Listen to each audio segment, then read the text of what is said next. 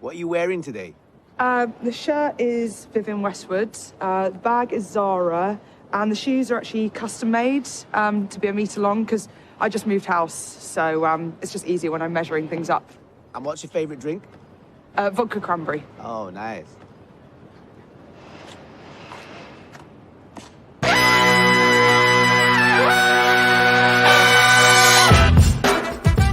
Good morning, sweet world, and welcome to the No Dunks podcast on the Athletic Network. Today's episode is brought to you by Neutral Vodka Seltzer, made with vodka, seltzer, and real juice. It's Neutral, the one with the umlaut. It's Wednesday, March 1st, 2023. I'm J.E. Skeets here in the yard, and alongside me, thanks to the power of technology, Tess Mullis. Podcast listeners, this is for you. Also here on screen, it's the bearded woman, Top Shot Hot Boy, Trey Kirby. Hey-o! Hey, yo. And last but not least, in the background, making the magic happen, up in Toronto, yes, it's Jerome Chang. What's up, Jerome? It's much more comfortable in lower altitudes.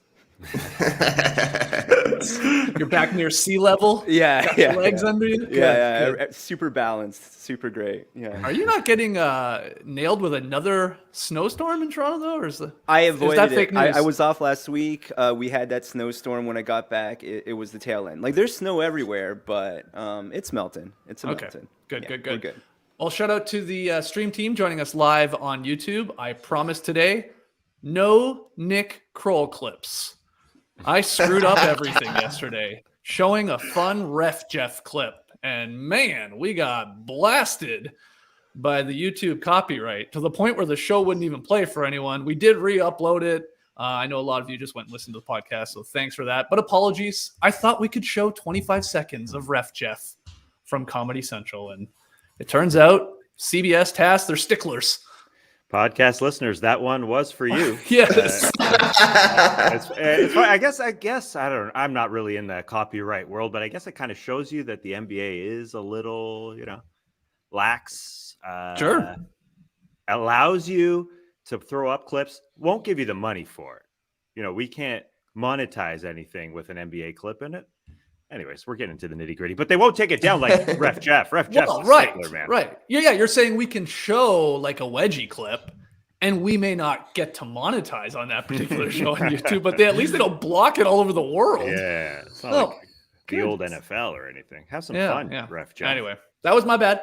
Whoops, my bad. But please, if you're joining us live here on YouTube, hit the like button and make sure you subscribe. Also, send in your questions and comments to nodunks@theathletic.com. You never know when the boys are going to hit the beach to answer your cues. So get this in and go get your No Dunks merch over at nodunks.com. Also, happy Survivor Day to all that celebrate. Survivor 44, obviously the American version.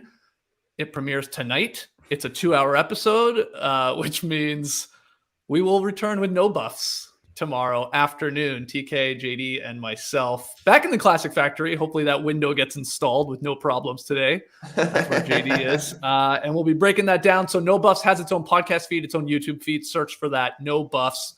And TK, I'm sure you're pumped up about the return of Survivor here. Oh, I can't wait, Skeets. I was figuring out what to eat yesterday around dinner time. Drove by my favorite place, Wings Mania, and thought, ooh, some lemon pepper. That would be nice. Save it for Survivor. Wow. On a big night, it feels like the Super Bowl. So I'm going to throw down a fat load of wings tonight alongside my Survivor experience. Oh, that's interesting. I celebrate Survivor premieres with just eating rice. Like I'm on the island. A small no portion utensils, of rice. just fingers.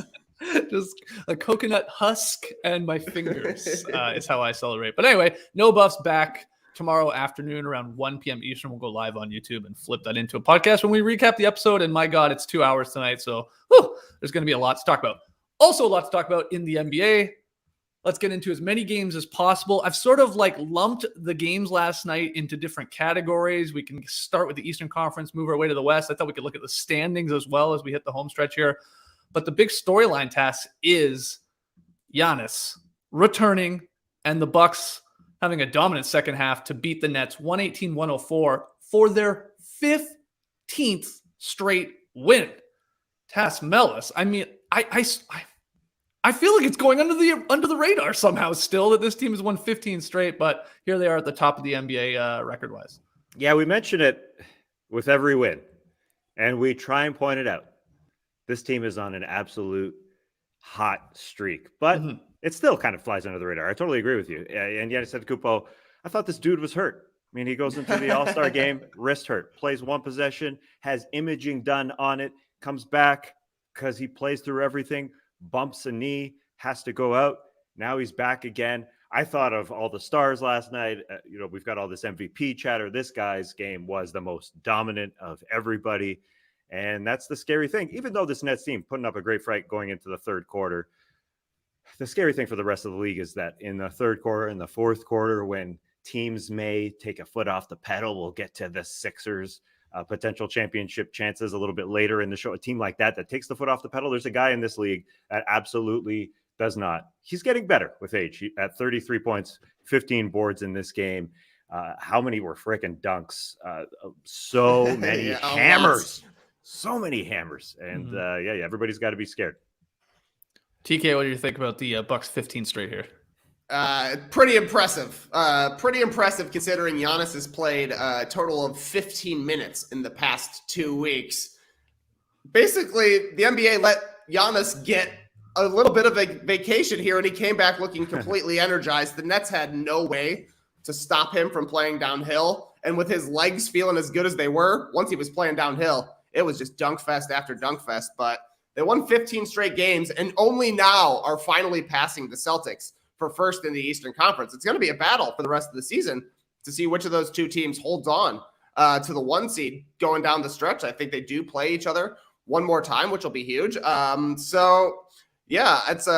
really impressive that the Bucks were able to string together these wins, considering Giannis has been in and out of the lineup. They haven't had perfect health at all. Portis missed 11 straight games. They won all 11 of those as well. But this is a deep, complete team that obviously has continuity from the past 4 or 5 seasons playing together. They've added pieces here and there that are going to help their team in Joe Ingles and Jay Crowder. Scary team. Everybody knew they were one of the best teams coming into the NBA season, and they have looked like that once they finally got their full squad back together. Yeah, Bucks and Celtics do play one more time.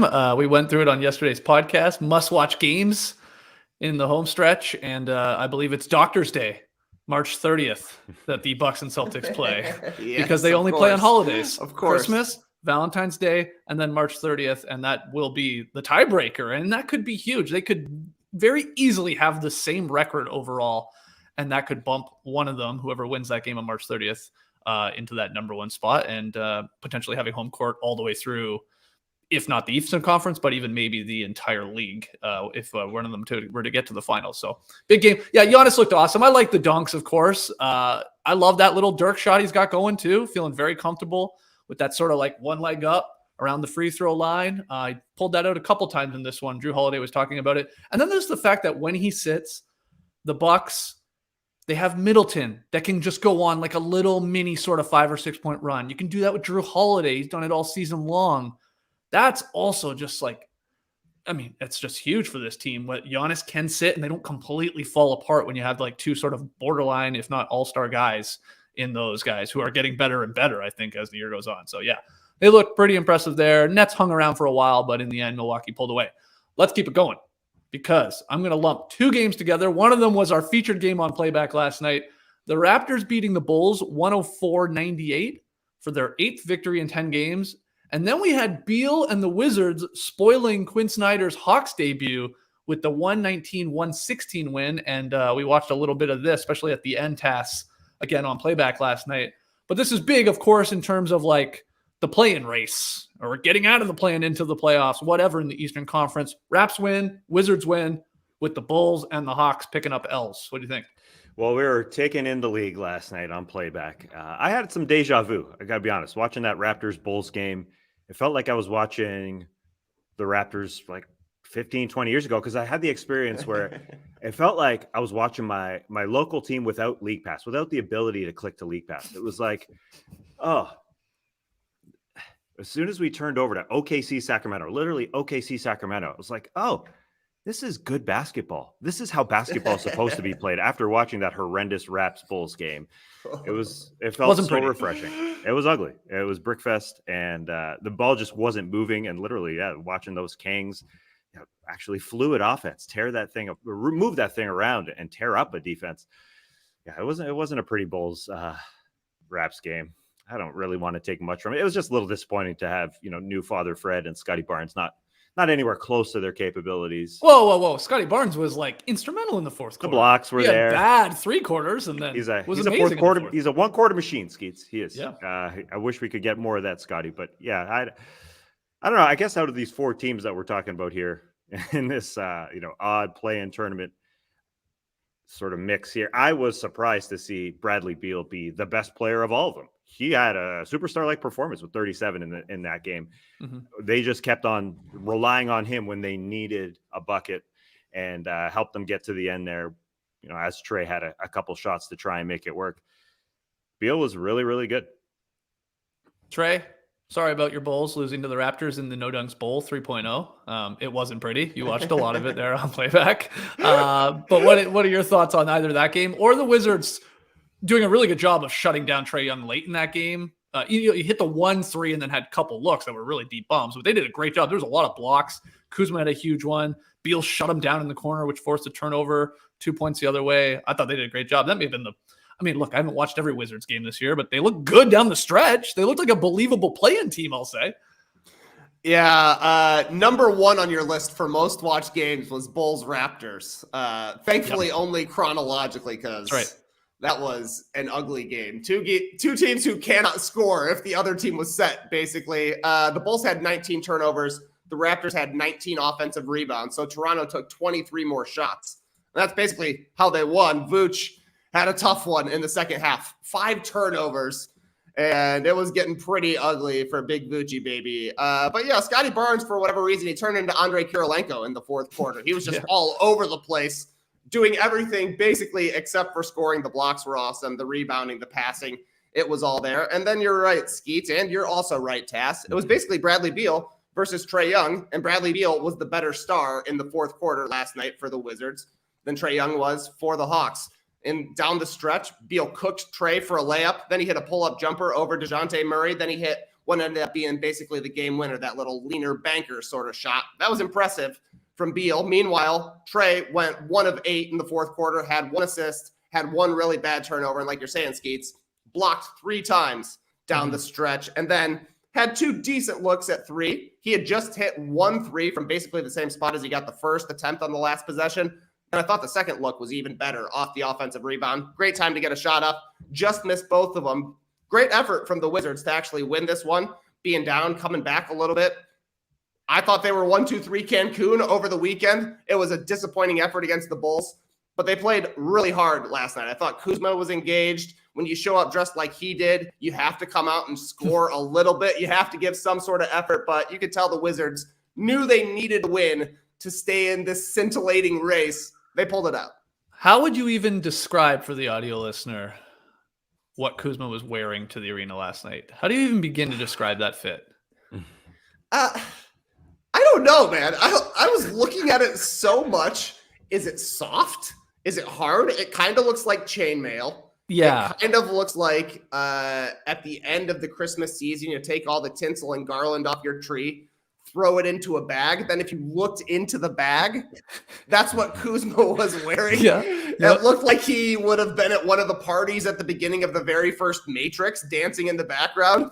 If you put all those things together, that's what Kyle Kuzma wore to the game.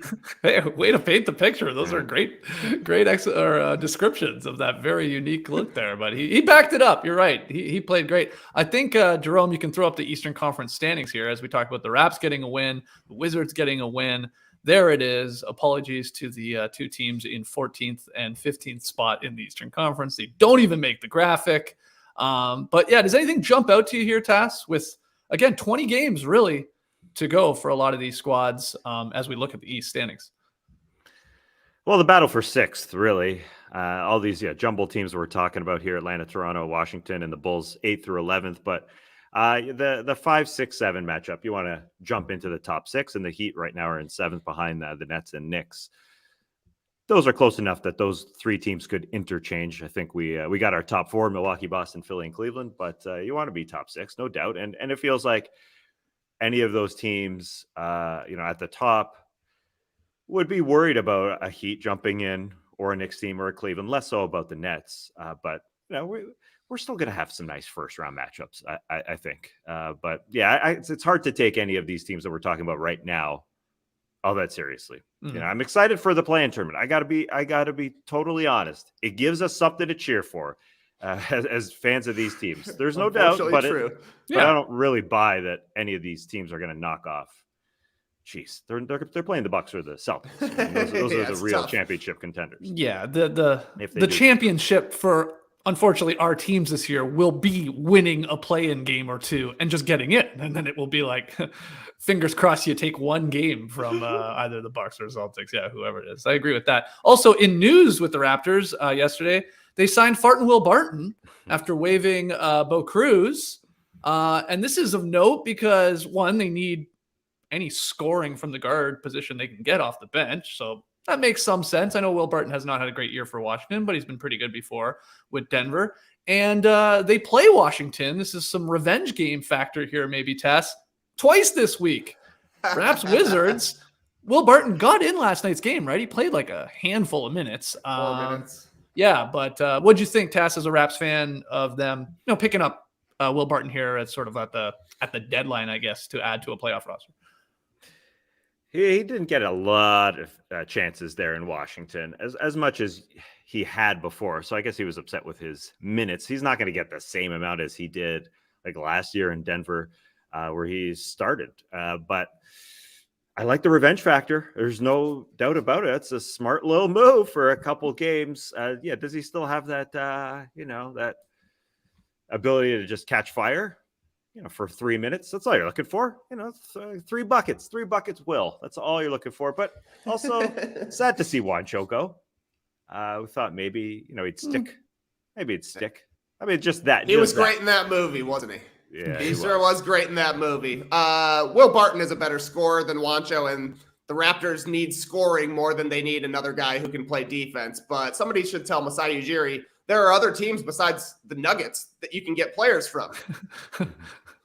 Juancho, former Nugget. Will, former Nugget. You can scour the rest of the league. Not only do the Raptors play the Wizards twice here, they're both in Washington on Thursday and Saturday. Their next game is versus Denver on Monday. So Will Barton's going to have 3 revenge games in a row.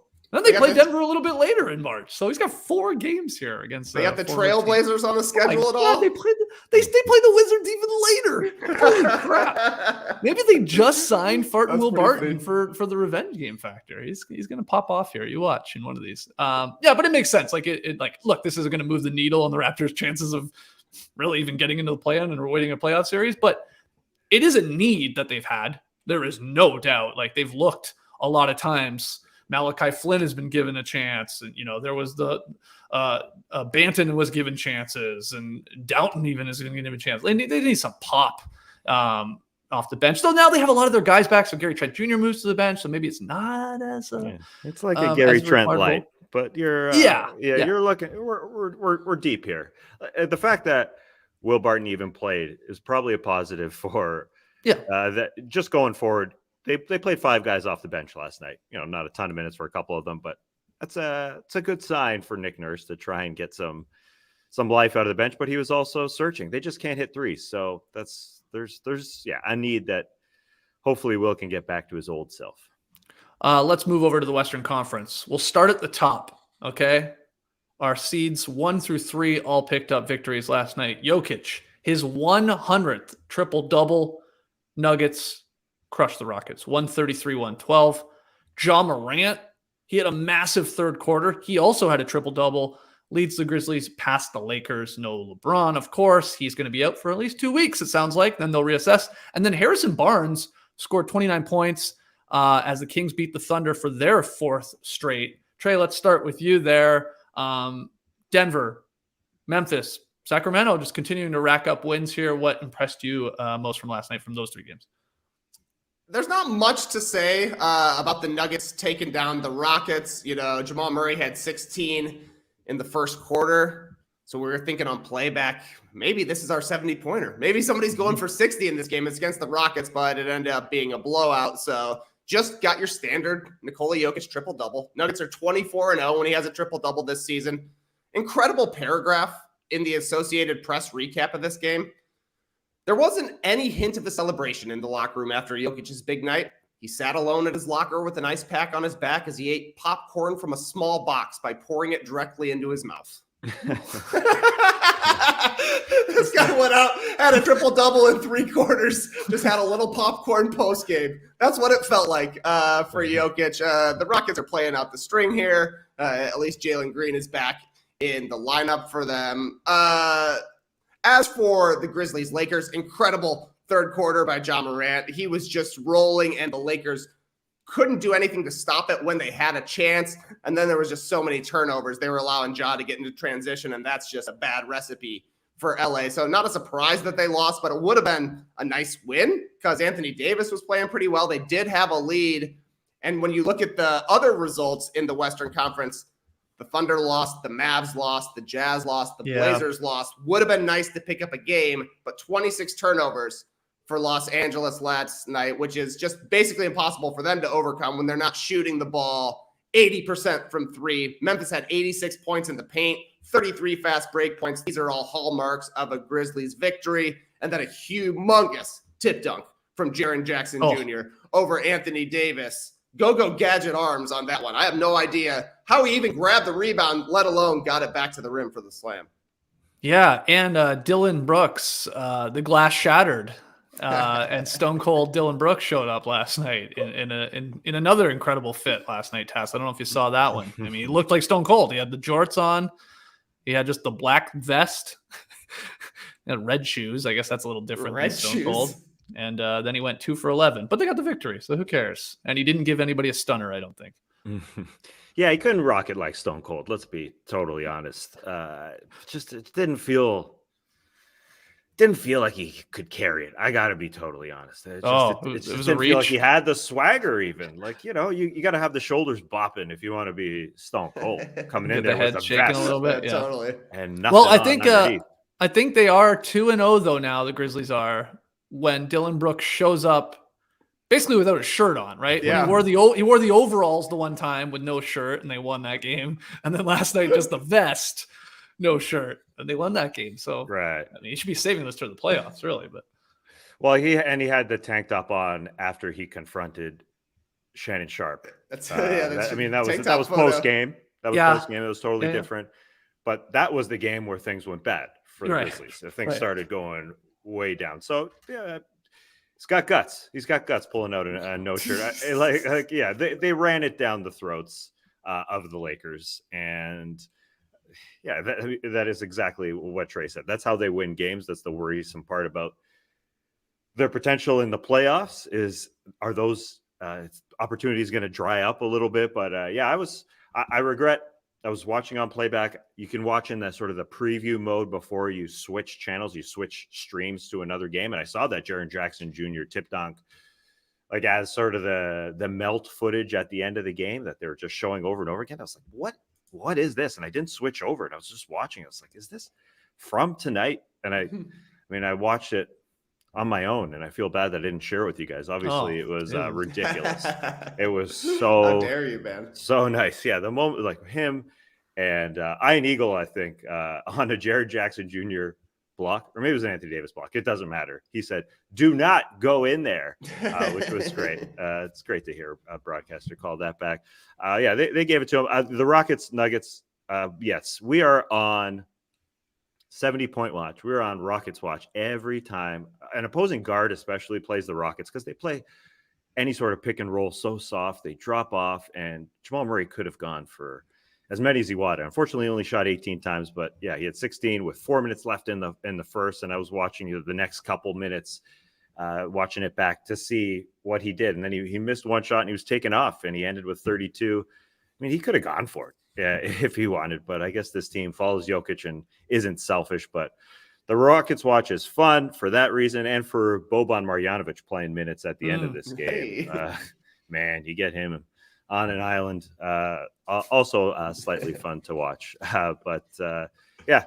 not a lot to take from those games other than that. Yeah, and the Kings, beating the Thunder, there was no SGA for OKC, but there was no Fox for the Kings, and it didn't really matter. Their starters were like lights out. Sacramento, Herter, Mitchell, Sabonis, Murray, Barnes, they all shot over 50%.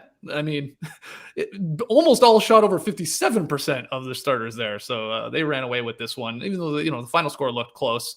But nice victory for them as they stay within striking distance of the Memphis Grizzlies. That's the crazy part to me. They're a game and a half back. The Kings are of the Grizzlies for the number 2 seed in the Western Conference. So good job by them. All right, let's move on here to some of those teams a little bit lower. We had Poole and Klay Thompson rallying the Warriors back to beat the Blazers 123-105. McDaniels, he had 20 points. Wolves beat the Clippers 108-101. And then it was an Eastern Conference win, but we put it here because Halliburton scored 32 as the Pacers beat Luka and the Mavs 124-122. So there you go. The Warriors win of that bunch. Blazers lose. Wolves win. Clippers lose. And then the Dallas Mavericks lose again, Trey. I believe 1-4 now when the two superstars are playing and they're giving up a lot of points. Even though now is Kleba back? Did he play Kleba's back? Yeah, Kleba's back, yeah. So he makes his return, but in the end, they come up short there at home to Indiana. What are your takeaways? Hey, at least the Mavs got a shot up this time. Making strides forward. Did Kyrie Irving and Luka Doncic pass each other the ball on the last possession? No. Just went straight to Kyrie. He got a pretty solid look at a three. And honestly, you're going to live with Kyrie Irving taking that three. A fair enough shot, though. Luka did draw 2 free throws on the possession prior to Andrew Nembhard missing a couple. But Indiana in this game shot 58% from the field. So much of it was Dallas just being slow in transition, not getting back on defense. And Indiana wants to play fast in the first place. They did a great job of doing that. Dallas's opponents, 6 of their last 8 since the trade have shot over 50%. So that's obviously a problem. Also, they sent the Pacers to the line a ton, 40 free throw attempts for Indiana. They made 31 of them. It's always going to be like this for the Mavericks. They're always going to play in a close game. It's always going to come down to the last possession because they don't have the personnel to get stops, and their best players are all offensive players. That's why it is nice to get Kleba back because at least he is a two-way front court player, which they don't really have in McGee or Powell or Christian Wood. Kleba +9 in 23 minutes. You'll take that going forward, but also he ain't going to be able to play much more than 23 to maybe 28, 30 minutes, something like that. The guy's not a 40-minute per game player. So it feels unsettled in Dallas. We kind of thought, between Luka and Kyrie, they've got 2 incredible closers, 2 guys who can get a perfect shot anytime they want to. It has not been that yet. It has been what we assumed. No defense, lots of offense. But you have to hope that the clutch play picks up between Kyrie and Luka because that's what the Mavericks are betting on because there's really nothing else for them to fall back on. Yeah, this Mavericks team obviously going into the offseason has the huge question. Is Kyrie going to stick around? And we wanted to see if they were just sort of able to get to learn each other here through the regular season. And the Jason Kidd, I think, adding another question to the mix by throwing in Justin Holiday into the starting lineup, a guy they just picked up off waivers, sort of added a question to me. It just adds another thing for them to figure out, another wrinkle, another player, instead of just playing Josh Green, who's been there all season long. It's like, just focus on the thing at hand here. And that's getting Kyrie and Luka playing together and let everything else be the same. And now they've got Josh Green coming off the bench, not playing as many minutes as he did with the starter. It's not even a situation where he's the 6th man and he's coming in and playing, a starter type minutes. He's playing less. And that's strange to me. I thought those two, and Luka and Kyrie, beside Bullock and Powell and Josh Green, would be, some semblance of a decent defensive lineup. But now you throw in Justin Holiday. Now we have to work in the Kleba thing. You're playing an offensive player like Tim Hardaway, way more minutes than Josh Green. That's why you give up 69 points in the first half to this Pacers team. These are the games you have to win. You can take some losses against some bad teams, but giving up so many points to this Pacers team who are they felt comfortable. I wanted to watch this game to see how they got to 69 points, and they just felt so free and easy. Like a guy like Jordan Nwora coming off the bench, hitting step back threes in the corner for 16. He's got 2 straight 18, 16-point games. A guy who was a throw-in in the Kevin Durant trade in a 4-way deal there. Like, all these guys were flowing. And I think if you have Bullock and Josh Green out there, just a little continuity. You're just adding sort of more of the unknown with Jason Kidd here. So I think that's kind of a mistake. And they have some time to get it together, but I just don't get it. I don't get this. Oh, let's go pick up a guy who's waived to try and fix things when Josh Green was playing really, really well in the starting lineup. It's like the Terrence Mann thing that we'll get to with the Clippers later. Yeah, I mean, when it comes to playing the Pacers right now, where they are at this point in the season, they're glorified pickup runs. So it's like, and they're totally fine with it. Like, look at the games they've played recently. It's like high scoring affairs. There's not going to be a lot of defense played, and they're totally, content with that. But the Mavericks should not be obviously trying to like get in the playoffs and move up the playoff standing. So that's embarrassing. Yeah, the Green thing is fascinating. Like, why is Holiday playing over him suddenly? I mean, all season long, people saying Christian should have been playing more, should be playing more. It's a bit of a mess right now. And I will say, like, I thought Luka had there was like 35 seconds to go. Kyrie got him the ball, sort of like not in the post, but like on the wing. Luka spun, I thought had like a pretty clear path to the net, or at least a very comfortable jump shot for him. And then he passed to Bullock up top, who then had a bad pass over to Tim Hardaway Jr. And then he literally bricked a 3. I mean, it was like a 4-foot air ball. Oh, it's so bad. That was a bad miss. Just like that was like just a perfect, example of what the Mavs are doing right now. It's like, why didn't you take the shot? And then that's a bad pass. That's another bad pass. And then you just airballed a 3-pointer there. Tim Hardaway Jr. did. It was ugh. And they still even had a chance with the Kyrie shot at the end after some missed free throws, but not good there for Dallas. You said about the Clippers there, Tass. They get another L.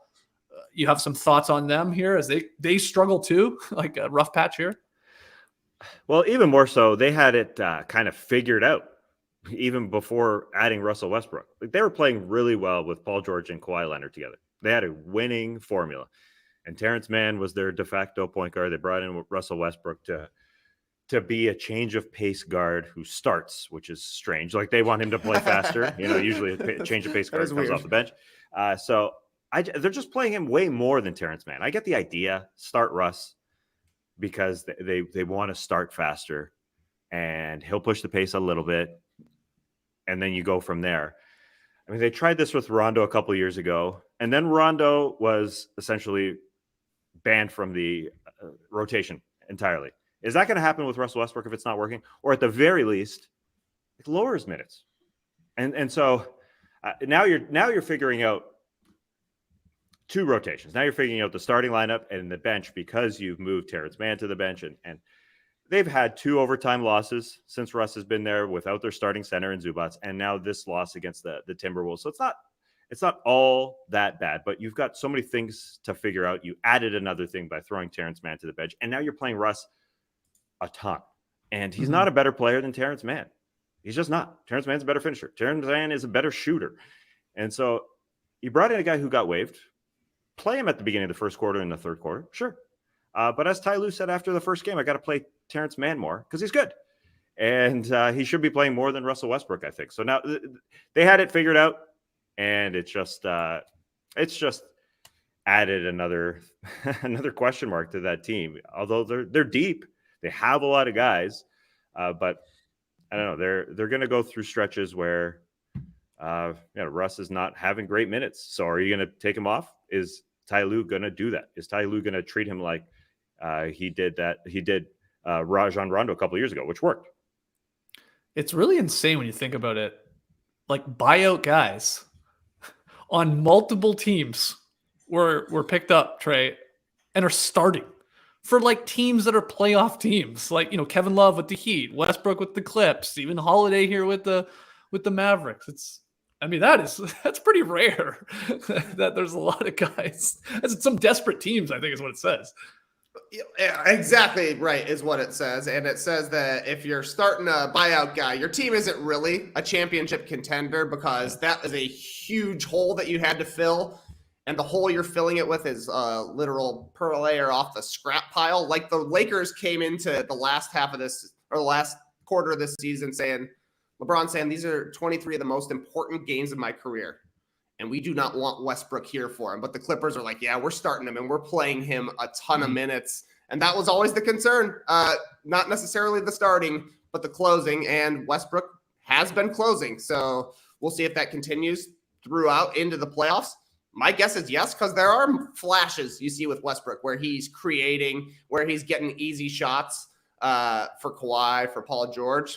He is a better passer, I think, than Terrence Mann. That's probably his one check mark that you would give him for sure. But yeah, it comes back to bite you at the end of games here. That being said, I thought this was a pretty solid win for Minnesota, all things considered. They forced 24 turnovers from the Clippers, which is great. They scored 60 points in the paint, the Timberwolves did. Gobert had a really good game, dunking a lot. Kyle Anderson, I thought, was incredible, keeping him involved throughout the game. And then Anderson made a couple of great plays down the stretch. Hit a real slow-mo kind of floater. I think nobody thought he was actually going to shoot it. Knocked it down, then had a brilliant cut on the baseline, gets a dish from Anthony Edwards. As soon as it touches Anderson's hands, he shovels it to Gobert, cutting down the lane for the dunk that really sealed things. 2 clutch plays from him. He's a linchpin player for the Minnesota Timberwolves. Yeah, and McDaniels played really, really well for Minnesota too on both ends. He had a nice little stretch here actually over the last couple of games, even though they were dropping some of them. As for that Warriors game, wild stat from Statitudes. The Warriors trailed the Blazers by 17 at half, but flipped the script in the second half, outscoring the Blazers by 35 points on their way to the 123-105 win. So the Warriors are just the third team in NBA history to win a game by at least 17 points after trailing at halftime by at least 17 points. That is quite the swing when you really think about it. The Suns did it in 2015, the Heat did it in 2018, and now the Warriors in 2023. And Jerome, go ahead, throw up the Western Conference standings here like we did with the East. And shout out to the Spurs, by the way, for beating the Utah Jazz. They snapped their 16-game losing streak. But here's a look at it, Tass. The Warriors are, now in 5th, or tied with the Clippers, basically win percentage-wise, 5 and 6. And then it's Mavs in the play-in right now at 7, Wolves at 8, Jazz at 9, Pelicans hanging on for dear life at 10. Bad loss by the Blazers, drops them to 11th. Then the Lakers and the Thunder. Any thoughts on the West standings? It's a situation where everybody, 4 through 13 is you can look at it glass half full, glass half empty. Every single team's like, yeah, we got a shot, but also, we give up every second game, and that's why they're in this scenario. It is crazy to see the Golden State Warriors up there in the standings.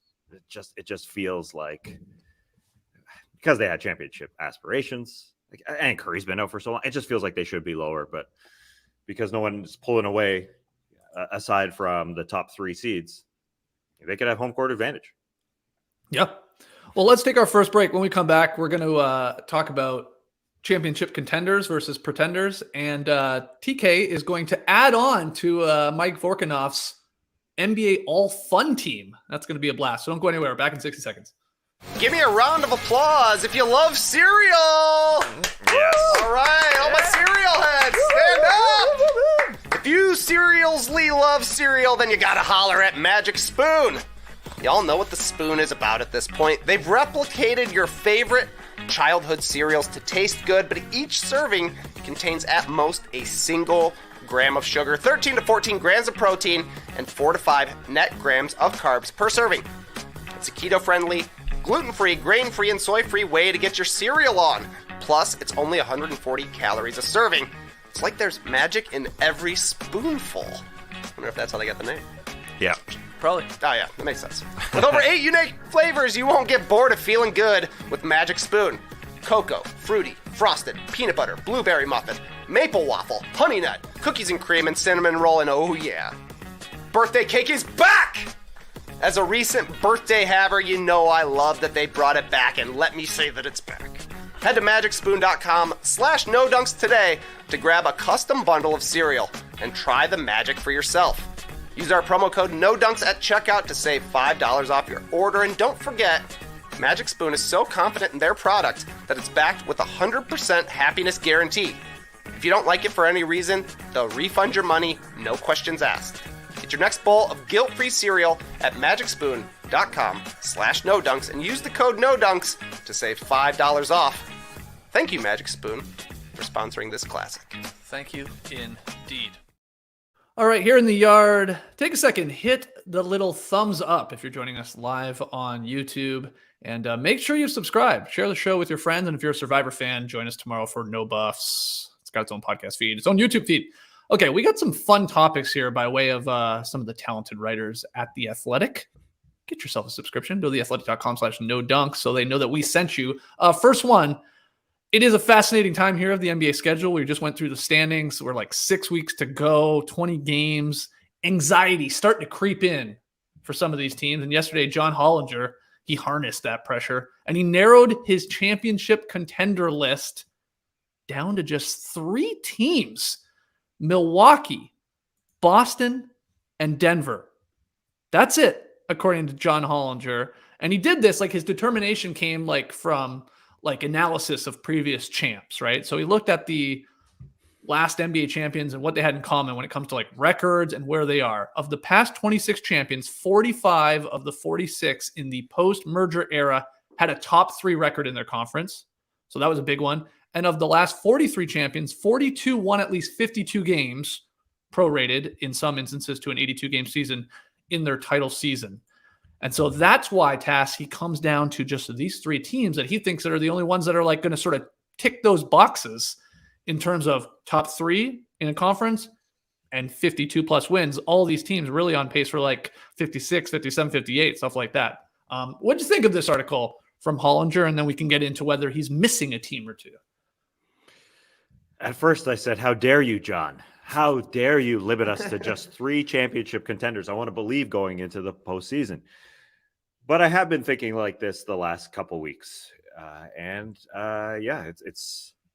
It's totally true. I think he's basically spot on. I think we can go through the teams in the Eastern Conference. He's got Milwaukee and Boston up there. And there's sort of a glut of teams below. Let's start with the Miami Heat. They're the 1 seed last year, but they don't have a very good offense. That's why they picked up Kevin Love and they're starting him. Who the heck is their starting shooting guard? Max Strus hasn't been good enough like last year. Duncan Robinson obviously isn't there. They're throwing in Tyler Hero because they have the 27th best offense because Kyle Lowry isn't playing. So I just think that you watch this team offensively. I said the Knicks were better, and I think they are a tiny step up in the championship contender realm, and they're closer to a top 10 offense and top 10 defense, which is a hallmark of an NBA championship team as well. They're not quite there on the offensive side. Is Jalen Brunson going to be Jalen Brunson from the first round series against the Utah Jazz last year? I think that would take them up, into the category of potentially knocking off Milwaukee or Boston, but I don't think they're quite there yet either. So then there's a couple more teams, the Cavs, who have got all the signs of a championship team. They've got the superstar. They've got great defense, among the top couple defenses in the league, and they can shoot the 3 at times enough as well. But I said, just like the Grizzlies in the opposing Western Conference that we'll get to in a sec, their offense just kind of it mucks up a lot at the end. They just don't know who they are. Mitchell gets into the lane. The passes just get bumbled because they don't throw out to the 3-point shooters enough because they're thrown into Mobley. Their offense is not fluid. They get in holes. And that brings us to the Sixers that we would think is probably the team that could really bang with the fourth contender here, if you want to call them that. If you want to believe, you can believe, but it sure feels like there's a lot of question marks with this team. They're going to have to depend on Maxey a lot coming off the bench, which is a new role for him because they're only basically 3 really, really steady players. And if you have Maxey who's in a new role and he's not playing well, you're going to rely on Harden a lot. And then you've got, besides Harden, not performing all the time in the postseason, you've got Joel Embiid at the top, who is a freaking MVP and could obviously MVP-like player who could, win you a series. But there's question marks there too. He's got to sit during games. He gets injured with freak accidents all the time. And are the other guys going to step up and support him? I don't know if Tobias Harris can do it. PJ Tucker doesn't want to shoot. There's holes.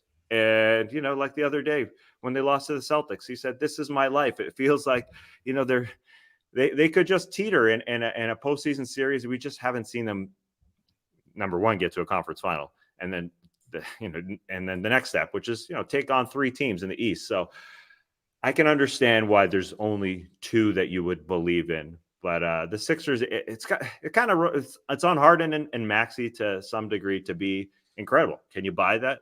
Because Embiid's going to be great.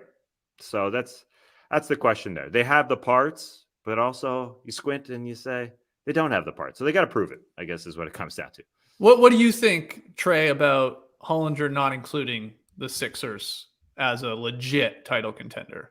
And a big part of it, I guess, is like Hollinger saying they're probably not going to get to 52 wins, right? They're not going to meet his criteria, or at least previous champions' criteria of like sort of that 52, 53 win mark, because they have a very tough road schedule here, and they're only at 39. They'd have to win still a lot. But do you think they should be included? No, I think the only way the Sixers would be included as a title contender on anybody's title contending tier is if they were on pace for 65 wins, because everybody has questions about Harden and Embiid come playoff time. Harden, we've seen, has had a number of high profile duds in big time games. And Embiid, like you're saying, Tass, even at his absolute best, he's probably playing like 35 to 38 minutes a night. And the Sixers have yet to figure out what to do in the 10 minutes that Joel Embiid is on the bench. And that can lose games. That can lose series pretty quickly for them. So the Sixers this entire season, I know Tass and I were pretty high on them in the preseason, thinking they were going to be great in the regular season. They've strung together a real nice stretch here after starting off slow. But it has always been a question of prove it come playoff time. You got to be one of these top two teams in the Bucks and the Celtics, who everybody knew were going to be the top two teams. They showed up this season basically from the jump and have played really, really well. The Sixers have rounded into form. They've got their best looking team since the Jimmy Butler era at the very least. And even that was really only half a season. This is the most complete team they've had. So it's their best shot, but it's hard to trust them come playoff time until we've seen it happen. I do think, I wonder if Hollinger includes them though, if they win one, if not both of these last two games where they lose by one possession to the Celtics and they lose by one possession to the Miami Heat. Like those are tough L's, but let's say both they pull those out. Let's say they win them. That's like a 7-game win streak. That's 40 plus wins at this point. Obviously top 3 in the conference. I mean, I don't know. Maybe that, it changed his mind a little bit, and that's fair because those are going to be games or teams are going to have to beat. And that's the biggest hurdle. It's like, you got to convince yourself that the Sixers are going to be able to beat probably both the Bucks and the Celtics. That's where a lot of people are going to be. One, maybe, possibly. Both, when everybody's healthy, if everybody's healthy, that's a lot more difficult to convince myself, even though they have an MVP guy and they got Harden, obviously is incredible still. I mean, he's got to prove it in the playoffs, but they do have good role players, defensive-minded guys. They're a good three-point shooting team. They have the pieces here, but they're in a very tough Eastern Conference. As for the West, is the biggest wild card task the Suns? Like, we got to see Kevin Durant play tonight with that team, and then and whether or not they can sort of get up in the Western Conference standings here. Yeah, if this was the baseball standings, they would get the wild card for sure going into the playoffs. Yeah, it feels like a team that is going to give everybody a real tough series, especially because they do have the framework for a championship team. They did get to the finals 2 years ago. And so now you're adding in Kevin Durant. And they have dropped to 4th in the standings. So that's not usually where a championship team comes from. Right. But their best player for most of the season was injured. I mean, half the season, I guess you'd call it, with Devin Booker. So that's a big part of it. And now they've got a better best player.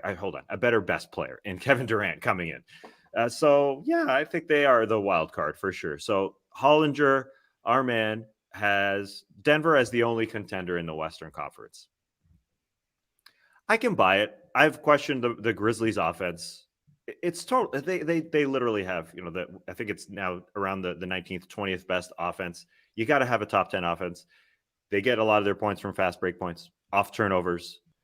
And that just changes in the postseason. You just got to have a better half-court offense. And so it's like the Cavs to me. The Cavs maybe just don't have enough shooting. Grizzlies maybe don't have enough shooting. The Cavs muck it up a little bit. The Grizzlies muck it up a little bit. They just want Ja Morant going straight to the rim. And as series go on, I think Morant's going to get a little bit more, banged up, slowed down, I guess is one word. They are going to get physical with them. So their offense just isn't great. So I think that's fair. even though record-wise they have the second best record, to knock them down. The Kings is an interesting one. I know no one, throwing them in anywhere near the championship bubble, but they are the 3 seed, and their defense is just too bad. Porous. yeah, it's not championship worthy. So then there's Phoenix, and then there's Golden State and the Clippers. Golden State's such a strange one because they're 7-23 on the road, even if they get Curry back. I mean, they have to win 2 to 3 series on the road to get to the finals. Just kind of feels like the end here, but they have that championship pedigree. It's just hard to repeat. I don't know if they can do it. And then the Clippers, so many questions that they've gave to themselves by adding Russell Westbrook in here, changing their rotation. So I think, right now, Denver's the number 1. Memphis knocking on the door, but Phoenix could be knocking on the door, kick Memphis aside and be the ones who are truly the ones that will deal with the Nuggets best. What do you think in the West, Trey? Denver stands alone, or do you think somebody, or if not other teams, should be included? Denver is my only tier 1 team, but I've got the Suns as a tier 1.5. Like, I need to see what they look like.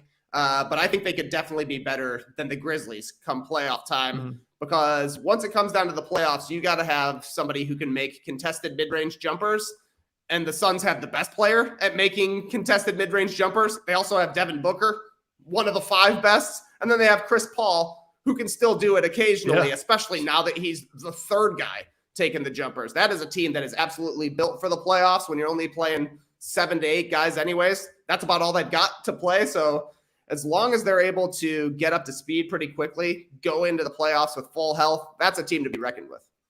Yeah, Hollinger, even in his piece here, he wrote, can Phoenix win enough to get into the top 3, which history, of course, says is an important hurdle for contender legitimacy? That should be the goal from here for the Suns, and it seems attainable. The Suns have to make up 4 games in the loss column on Sacramento, but they play the Kings twice, and they would own the tiebreaker even with a split. So the Kings have played phenomenal here, but we're going to find out tonight. I think KD is playing in Charlotte, and they're going to have 20 games to see what the lineup is like, the minutes allocation, who is helping, who's the starters with around these stars. So you guys nailed it. It's Denver alone, and then you can convince yourself, of course, because of the talent, because of Phoenix, because of the championship pedigree, the Warriors, the Grizzlies, like they're hit and miss. It's like, can they get hot at the right time? Sure. But I guess my point is, I think Hollinger's right. Like, I would be betting on one of those 3 teams, Milwaukee, Boston, and Denver, to win the title. And I wouldn't feel as comfortable betting on any of the other teams to do it. So we'll see. All right, moving on to another great article. Last week, Mike Vorkunov, fun piece. Literally fun. It was his all fun team. And he created it. I'm going to share his squad with you guys in a second. But he wrote, I wanted to make a team of players that I have the most fun watching. They're not necessarily the best players, the most well-rounded, or on playoff teams or whatever. They're not the ones generating the most buzz, TikTok views, or trade rumors. This is a personal list. These are the players that are fun to watch for me. Now, Mike did have one rule. He could only put 1 all-star on his team, which I think is fair, because otherwise he was going to have it was going to be like an all-star team, really. So this is Mike Vorkunov's NBA all-fun team. He did the starters and then the reserves. Here's your starters. John Morant. Okay, there's his all-star. Jalen Brunson. Jeremy Sohan with the Spurs. Bol, baby. And then one of your favorites, TK Şengün. Okay, that's the starters. Oh, yeah. His reserves, Jose Alvarado, Sharp, Blazers rookie, high flyer. Had another one Huge dunk last night. Yeah, Woo! big dunk. Giddey, Aaron Gordon, and Nick Claxton. This is Mike Vorkunov's all-fun team. So, Trey, what do you think of his 10 selections there? And then I know you've got some more names. Maybe you're going to build your own team. But what do you think overall? I think this is great. Bol to me, probably a little bit of a reach as a first teamer at this point, but I can't hate on it. The guy's been awesome this season. And I actually like what Mike did, breaking it down with regards to just one single all-star and then some guys, kind of hitting around the fringes of it in Brunson. I had to include more stars on my third team, unfortunately, but I wasn't going for the biggest names. I do have one huge name on it. Huge name on it who I think maybe it's just recency bias, but he's at least up there with John Morant. And that's Damian Lillard, man. This guy is incredible to watch. It's usually deep threes. He obviously just scored a 71-point game, but even in that game, he uncorked a dunk that you wouldn't expect. And there's always a little bit of the game where Lillard is going to catch on fire. And when he's on fire, you know he's like hunting down the next shot. And I think that's incredibly fun to watch. So I got Lillard on my team. Another star I'm adding, but only a one-time All-Star, Lauri Markkanen. Wow. Currently 12th in dunks on the season, 10th in threes. He's probably going to be the only guy in the league who gets to 100 dunks and 100 three-pointers. He's just a few dunks short at this point. The only other contenders for 100 and 100, as far as I can tell, are OG Anunoby and Christian Wood. Pretty weird list if those are the three guys that end up doing it. But Markkanen has been awesome to watch this season. Bulls fans are convinced that Will Hardy just told him to take one more dribble before dunking. Because like every Markkanen dunk attempt in Chicago was from 12 to 15 feet. And now they're all from like 6 to 8 feet. And it works a lot better. He's been really fun to watch. He's thriving in that system there. Now, these ones are a little bit more of deep cuts. Okay. Sort of a deep cut here. Good Anthony Edwards. I'm talking December through January, Anthony Edwards. 25 points per game, 47 from the field, basically 40 from three, and it's all dunks and threes with him. He's been more engaged defensively, had an incredible jelly last night through the lane, finished on the left side with the right hand. I think he's awesome to watch when he's cooking, but when he's tired or disengaged, not quite as exciting to watch because my man will just throw you a double teapot and see what's happening. Pulling a Jason Kidd. I'm just watching. I ain't playing. I'm just watching. So good Anthony Edwards makes the list. Good Anthony Edwards. You sort of like when you were explaining his game there, especially when he was on, you get like sort of McGrady vibes, like young McGrady vibes, where it's highlight dunks, but like obviously can catch fire and shoot. Okay, that's a good one. Good Anthony Edwards. All right. They're getting more granular. Yeah. Because also making my list, 3 games of Cam Thomas. 44, 47, 43, became the youngest player in NBA history to score 40 in 3 straight games. No, he's just a rotation guy for the Nets. He's had 20, I think 3 times since the trade deadline, basically. But man, when he was cooking, that was the best story in the league for like a week and a half. The guy was unstoppable. And the Nets were in a position where they're like, yeah, man, take every single shot you want. That was fun to watch. Yeah, that's a great one. 3 games of Cam Thomas. 3 games of Cam Thomas makes. And then probably my most questionable inclusion here, Bones Highland against the Denver Nuggets. They just played over the weekend. It was a semi-revenge game for Bones. He took 9 shots in 9 minutes in the first half. I think it was Brian Anderson who was on the call. Whoever it was, though, said something like, if you think this is Bones playing like this because he's playing against his former team, no, this is just how he plays. He just wants to get some shots up, and they're coming. It doesn't matter if they're good shots. Doesn't matter if he's open. Doesn't matter if somebody else is open. He's getting some shots up. He was overboard in the game against the Nuggets in particular. Didn't play the next game for the Clippers, but I love that Ty Lue was like, something special might happen against the Nuggets. We got to at least give him a chance out there. It didn't happen, but not from a lack of try. All right, so that is Trey's NBA All-Fun team. You got Damian Lillard, Lauri Markkanen, good Anthony Edwards, where he had that really nice stretch there. Cam Thomas, just 3 games. Definitely not last night's Cam Thomas, where he went 0 for 7. And then Bones Highland in the revenge game versus the Nugs. What do you think, Tass, of TK's list there? And is there anyone else you would at least add to your team? A very solid list. A very solid list for sure. It's a great league we got because you can find a lot of guys. I think Jordan Poole could be added. I just like the limbs being flared everywhere, all the ball fakes when he gets into the lane. Just because he's so thin, it's pretty unique when he gets in there. That's it. I think we got. I mean, there's so many. Like if you want to get into all stars, I like Steph. I like watching Steph Curry play basketball. Giannis is actually very fun to watch. Yeah, Zion's good if he's playing. Yeah, we could go on. I would have like if I guess like so Trey went with Dame, great pick. Obviously, Vorkunov goes with John Morant. I think for this season alone, just like on my list, obviously I'm playing the Canadian homer card a little bit, but SGA is so fun to watch and has been all season long.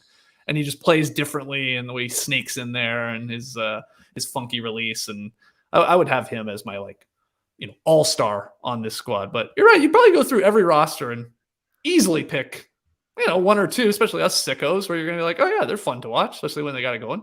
The Thunder have a ton. Jalen Williams, J-Dub, almost made my list. I think he's at 63 dunks, 53s. He might be a 100 club at some point. Wow, that's a good call. Yeah, he's fun as hell to watch. He had a great game last night too. All right, well, let's hear from everybody out there. Your NBA all-fun team. Hit us with your starters. Hit us with your reserves. Maybe try and follow Vorkunov's rules there. Only one all-star. See who you come up with. We're going to take our final break. When we come back, pick them results and two tweets of the night. There are a lot of vodka seltzers out there. A lot. A whole aisle dedicated to them at stores. You walk in a store, seltzer aisle. I want them separated even further. Real ones and fake ones. Because the fake ones are the ones I do not want. And neutral would be in the real section. There's a huge difference between the real ones and the fake ones. You can taste it when it hits your lips. Neutral is made with simple ingredients like vodka, seltzer, and real juice. Yeah, real ones. That's my aisle. And they have great flavors. Neutral comes in 12 flavors. They got the fruits, pineapple, watermelon, raspberry, and mango. They got the lemonades, classic, peach, blackberry, and strawberry lemonade. And then they got the cranberries, which I know you like, Skeets. We got 4 cranberry flavors. Classic cran, grapefruit cran, apple cran, and orange cran. That's a lot of cran. That's a lot of cran. You're always hunting the cran around the Thanksgiving season, right? Oh, yes. That and the raspberries. Okay. Cran hunter. Coming up on HGTV, Cran Hunter. A man just walks around the aisles trying to find cranberries. Hey, it's hard to find here in the U.S. Yeah, that's why you're scrapping for it. Anyways, Neutral's got you covered. Neutral has a deliciously clean taste and light, refreshing flavor. It's the ultimate seltzer upgrade with real vodka and better taste. Have one during March Madness. Why the heck not? So good that you'll never want to drink another artificial tasting seltzer again. Check them out in the real aisle. You can hunt them there. Check them out on Instagram as well, at Neutral. Find Neutral in stores at your favorite bar or learn more at neutralusa.com. Try Neutral, the one with the umlaut. All right, pick 'em results. We had that Wizards-Hawks game to wrap up the month of February. Atlanta, they were favored by 6.5 with that new Quinn Snyder bump, and they couldn't even get the victory, let alone cover. So I finally got one right to end the month. I had Washington. I go to 6-10 in February. Tass went to 6-10, and Trey 8-8. Not a great month overall for the No Dunks boys when it comes to picking games, but Trey overall still a pretty sizable lead over Tass in second, and then I'm way back there, 10 games behind TK in first. But look, we got a long month of March here to make up some ground, Tass, and let's do it tonight. Let's go get them. All right, what's our game? Let's go to the battle for the play-in, where the Blazers are trying to go get the Pelicans. Blazers at home in the 11th seed. Pelicans are in the 10th seed. They meet in Portland. Portland favored by 2.5 points at home to the New Orleans Pelicans. I don't know. I just think the Pelicans will come around, so I'm taking them with the 2 points, while you guys have the Blazers to win by 3 or more. Yeah, tough to have too much faith in either of these teams right now. So I flip a coin. I'll go Blazers along with Trey Kirby. Tass taking the Pels as we start up the month of March. Let's get to tweet of the night. Tweet of the night. Wow. Twitter. Yeah, we got 2 tweets for you here today. One silly, one maybe a little more serious, or at least we could, break it down a little more basketball oriented. But the first one, it's got to do with hoops. But I thought of you, Trey, if I'm being honest, because this photo or photos from @BensHoops just letting Worldwide Wob know in Salt Lake City, Utah, this travesty here, where because of the weather, maybe, a lot of snow out there, the portable basketball net toppling over and crashing through the windshield of this person's car. Again, you got to get your weights on these rims, on these nets. You doing water, you doing sand, or you getting extra sandbags? So I know I asked you when you put up your new net, TK, did you put more weight on it? You said you were going to. Has that happened yet?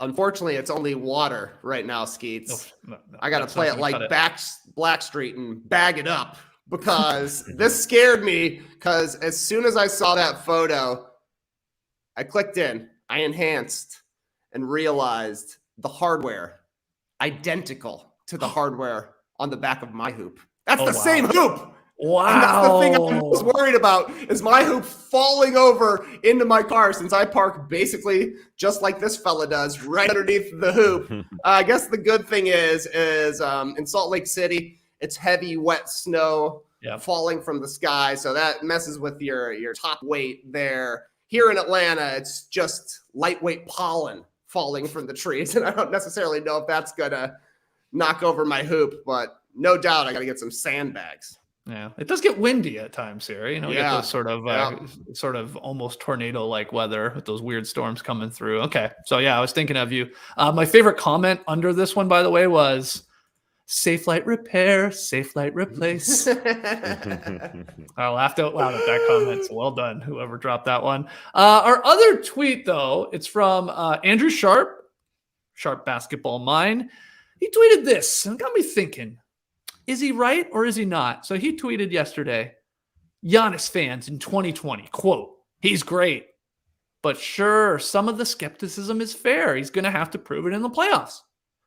NBA Media 2023, quote, "Jokic is great. And actually, if you think he's got anything to prove, then you are the problem and you should say sorry to basketball." End quote. Andrew Sharp. Tass, your thoughts? Does he have a point? Is there some truth to that, or is Sharp way off base? Well, it's all about who you follow, and Sharp is following the wrong people, I think. Jokic has stuff to prove. If you want to be one of the all-time greats, you gotta win a ship. It just all depends who you follow. So I'm sure people were saying the same thing about Giannis back then, but the algorithms change, and Sharp got screwed. Or Sharp started following the wrong people. But Sharp's point is we were saying that back then for Giannis, and everyone was like, that's sort of the way it is. That's unfortunately the way it goes. Whereas I guess in today's new media, or at least with Jokic, I don't know what, that if you say that, if you voice that, people clap back at you and say, it's an affront to basketball that you even question that this man has to do it in the playoffs. I'm saying the right people are still saying that today about the Joker. It was brought up on the show last week. You two-time MVP, it's fantastic. Whether he wins 3 or whatever, you could be an all-time great projection, but you got to win. So, it's about the followers. I think that's what it comes down to. Trey, thoughts on Sharp's tweet? I was glad to see this tweet, to be quite honest, because it's felt like a little bit of a coronation for Jokic, as if the MVP discussion is over. And I mean, the guy's putting up a triple-double every single night, and when he does, the Nuggets always win. So maybe it is over, but seeing the response to this tweet gave me hope that we can still have an MVP debate going further on into the season. We've seen Embiid outplay Jokic in a head-to-head matchup. They've got another one. If it goes the same way, maybe it's still a discussion, but I don't like the idea of the MVP being decided when there's still 20 games left on the schedule. So that was the main takeaway for me, is that people are still going to be fired up to talk MVP, even if it does feel like Jokic maybe has it sewn up at this point. Yeah, that's a great point. Let's hear from everybody. What do you think about Sharp's tweet? Let us know and where you fall here in the MVP discussion. Jokic, is he a lock in your opinion? Does Embiid still have a chance? Does Giannis? Tass was making the case on yesterday's podcast, saying, "Is Giannis going to steal this thing?" Let's hear from everybody. Let us know. Tweet us at No Dunks Inc. Let us know in the comments. And let's have a discussion. Let's have a discussion. I think what Sharp is also pointing out is that people are simply assholes. It has to be. It has to be one extreme or the other. We can't come in the middle and talk. Let's just talk. It doesn't have to be Jokic is good or Jokic is bad. There are those players out there that have gone to an NBA Finals and haven't won a championship, and or have won MVPs and haven't won a championship. There are levels to this thing. That's all. Let's call it there. That was a fun show, even though we're here in the yard. Thanks so much to Jerome for producing. Thanks for joining us live. We will be back tomorrow, hopefully in the Classic Factory at 10 a.m. Eastern to talk about tonight's NBA action and big news. Maybe we'll hit the beach tomorrow, so send in your questions to nodunks@theathletic.com or tweet them in at NoDunksInc. And then later on Thursday, No Buffs returns.